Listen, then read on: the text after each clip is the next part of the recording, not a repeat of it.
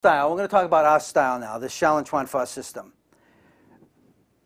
When we kick, there is only certain times that we would teach you and train you to use that kick. There's a lot of systems where they kick and they're kicking high like that, like you'll see me here, and they would say the self-defense system is, okay, I'm going to kick, I'm going to throw a side thrust kick at Michael, or I'm going to kick him in the head like that. Okay, we don't do that. We don't do that for real self-defense. We practice low kicks, we practice high kicks, but we don't do that. Why? Because no matter how strong this leg is, no matter how flexible I am or how quick I am, and I throw a roundhouse kick at Michael, okay, I'm on one leg. I don't care how good you are, when you're on one leg, you're at a disadvantage. So when do we use our kicks? We use our kicks when we know we're going to be physically attacked and somebody's coming at me from a distance. Now again, as a martial artist, and as depending on how many years, what's your first basic kick is the front kick. So we know that this person's going to come at me, all right, so just start walking at me. Now at this point, just so you understand, this would be, if Michael was going to hit me, this is my reach. This is his reach. Right there. If he was going to throw a hook punch at me, now he'd have to have been closer to me to make that happen. So if he's throwing a straight punch, at best, and again, this only meets my face. So technically he would be about here, so that he could make good contact. So now we know that that's his distance from me to him. Now if you put that down and he stays right where he is, okay, I can also reach him from that distance. So if he's that close, that means that the confrontation started at a distance where he can physically strike me. I'm not going to use my feet. Why? Because no matter how fast my foot is, no matter how fast my foot is, my leg is down here, it's longer, it's heavier, okay? We're talking about like the psychology of the fight, of the dynamic of the fight. His hand is lighter and faster than my foot. Might not be as strong, but he could, if he's anywhere near a semi-skilled fighter, he's going to get to his hand to my face faster than I can get my foot to his leg, because I got to come way up here or come in here. So at this distance, I'm going to block and then I'm going to strike. Now, if he's coming at me from a distance, now when I throw my kick, if I could meet him from here, all right, and he was to punch me. See, this is distance. Now here is his distance for the punch. Okay, here is my distance for the kick. Now I know that from here he can't punch me.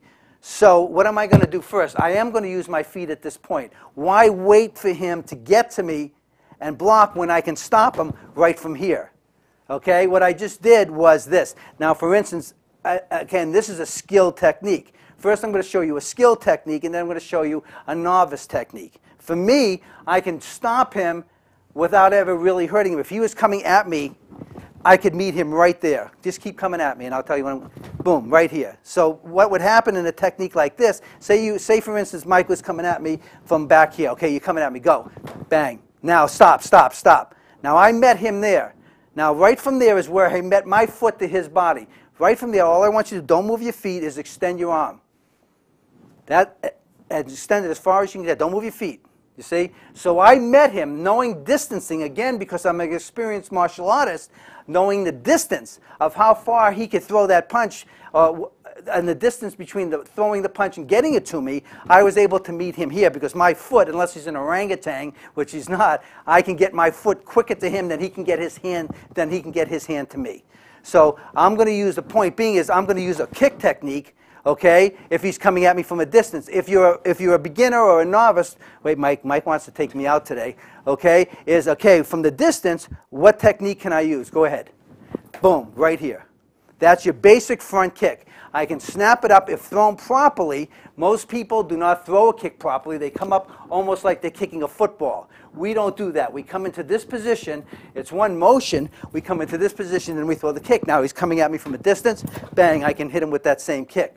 Okay, this kind of kick here, this roundhouse kick, doesn't make sense. It's not a linear move. Why would I, even though it's fast, I can throw it fast and I can do it powerfully, okay, why would I take a leg, bring it around into some sort of a semicircle when what is the shortest distance between 2 points? Shortest distance between 2 points is a straight line. So why would I do that around the head and throw that up here like that when I can just do this and just come straight in at him? Because no matter how fast my kick is, going straight at him is a lot quicker than coming around. It's a basic kick. It's a basic punch. Again, how good that basic kick and basic punch is dependent on how long you've studied. You know, what your timing is, knowing your distance, how strong you can throw, because a lot of people do this. Watch this. Okay, I'm going to throw the kick. What most people do is they'll throw a kick, and you throw a kick. Stand in there in your living room or wherever you're watching this thing, and stand there and throw a kick. I will guarantee that you'll lift your leg up, and your body will go back like this. What happens with that is your kick now is pretty much useless. Because why? If I meet him with that kick, his body weight coming at me, his force is coming at me like this. So I got to take that foot's got to take that body weight coming at me. And I've now taken my body weight and I've leaned backwards. So now all I've got is this little tool throwing it up in the air, and my weight's back here. So now I'm off balance, and that's, back up, Michael. That's the way most people kick. It looks quick, but it's got no power. Watch, I lean back. I'm leaning back. What I do is when I go to kick somebody, I'll move forward first, and then if you watch it in slow motion, I'll move forward first, and then when I meet him with the kick, my body, when the foot hits his body, the momentum of my body snapping straight up. At the time that my body's straight, not back, straight is when that foot will meet his body. So when I kick him, it'll meet his body. Watch. But I'll always lean forward first, come into it like this, boom, and my foot will hit him. When you lean back, you lose all your power, plus his weight meeting my foot is going to knock me over. Again, a simple front ball kick might look like, you know, I can do that. Well, you know what? It takes really somebody that's been training for a little while to just throw a good, solid front ball kick so that when his body weight comes at me, I can stop him. Now let's talk about the hands.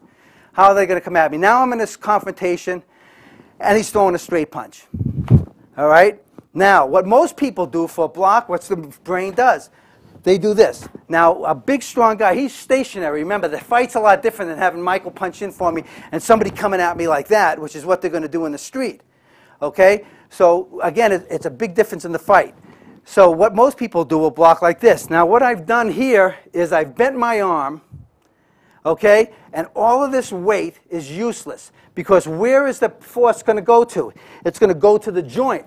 Which means if he's real strong, which he is, he's 6'4", 195, 200 pounds, that hand is going to come right through and knock me right in the face because the only power that I had for that block was what muscle I might have had in my shoulder, but it's going to go right to the joint. That's why everything has to stay in here.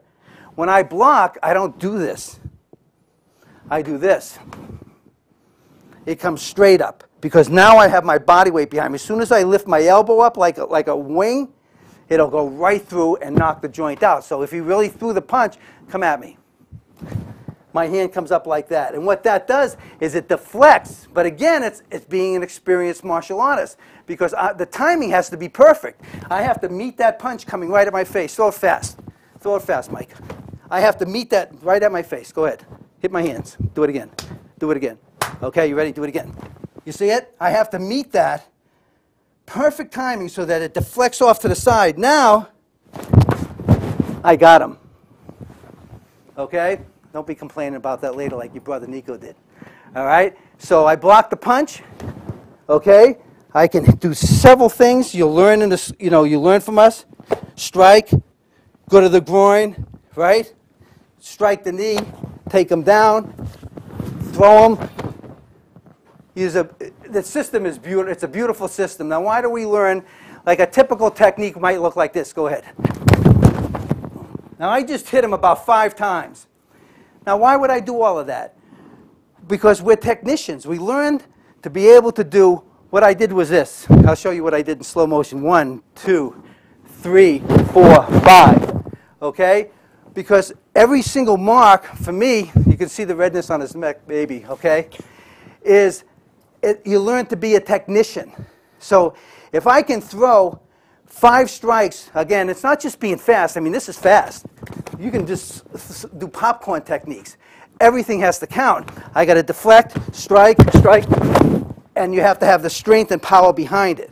And that's what you learn when you're learning to be a martial artist. So if I can do 5 of them, techniques effectively, when it comes time to do 1 or 2, block, strike, or block, strike, or block, strike, then